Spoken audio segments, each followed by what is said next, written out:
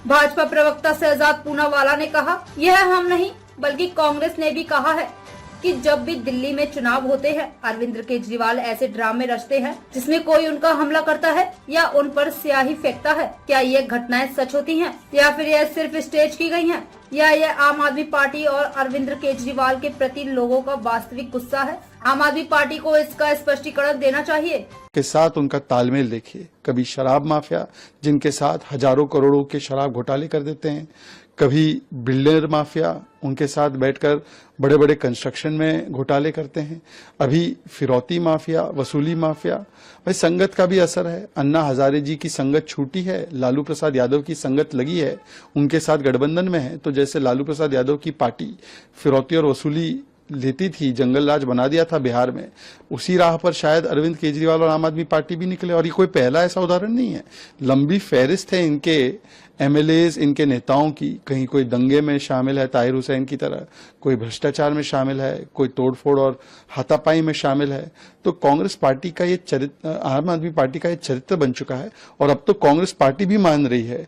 और इसीलिए उन्होंने आम आदमी पार्टी के साथ रिश्ता बनाना या उनके साथ गठबंधन करना, इसे नकार दिया है दिल्ली विधानसभा चुनाव में। कल सर अरविंद केजरीवाल आम आदमी पार्टी ने तरह तरह के आरोप लगाए। बाद में पता चला कि एक बस मार्शल ने अरविंद केजरीवाल के ऊपर पानी फेंका है और इसके आरोप अब भाजपा के ऊपर लग रहे हैं।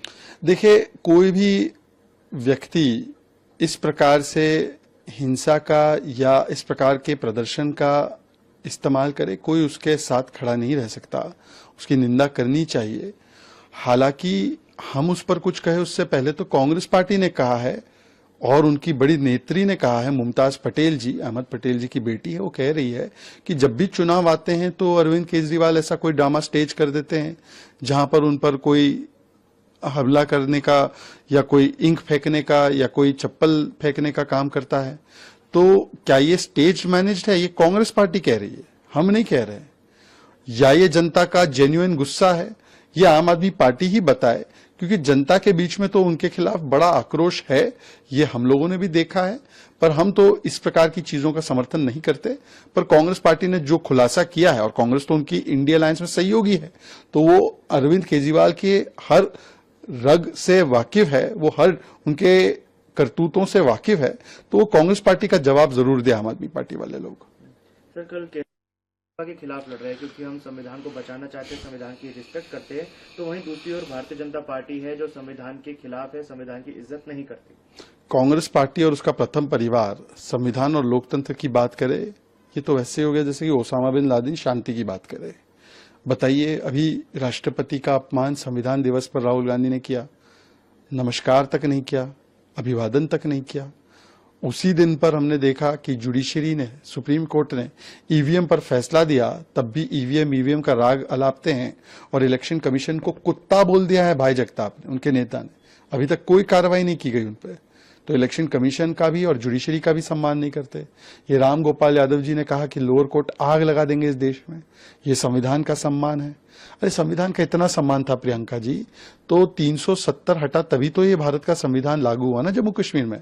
पहली बार वहां पर संविधान दिवस मनाया गया, पहली बार वहां के मुख्यमंत्री ने शपथ ली संविधान पे।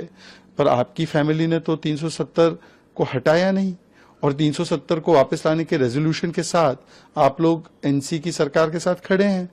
तो ये संविधान का सम्मान है। जब आपके भाई साहब की एक वीडियो देखी जाती है हिमाचल प्रदेश के बस में, तो बस कंडक्टर और ड्राइवर को नोटिस भेजा जा रहा है कि ऐसी डिबेट क्यों चल रही थी बस के अंदर। ये संवैधानिक अधिकार है, ये फ्रीडम ऑफ स्पीच है। तो कांग्रेस पार्टी जिसने इमरजेंसी लगाया, जिसने आरक्षण के खिलाफ लगातार काम किया, जिसने आदिवासी दलित समाज